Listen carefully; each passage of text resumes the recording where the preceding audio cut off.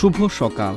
আজ মঙ্গলবার ২৪ ডিসেম্বর ২০২৪ খ্রিস্টাব্দ, ৯ পৌষ ১৪৩১ বঙ্গাব্দ, ২১ জমাদিউস সানি ১৪৪৬ হিজরি। আজ ৮ বারের জাতীয় চলচ্চিত্র পুরস্কার বিজয়ী গীতিকার, সুরকার ও সঙ্গীত পরিচালক আলাউদ্দিন আলীর ৭২তম জন্মদিন। তিনি ১৯৫২ সালের ২৪ ডিসেম্বর মুন্সিগঞ্জের বাঁশবাড়ি গ্রামের এক সাংস্কৃতিক পরিবারে জন্মগ্রহণ করেন।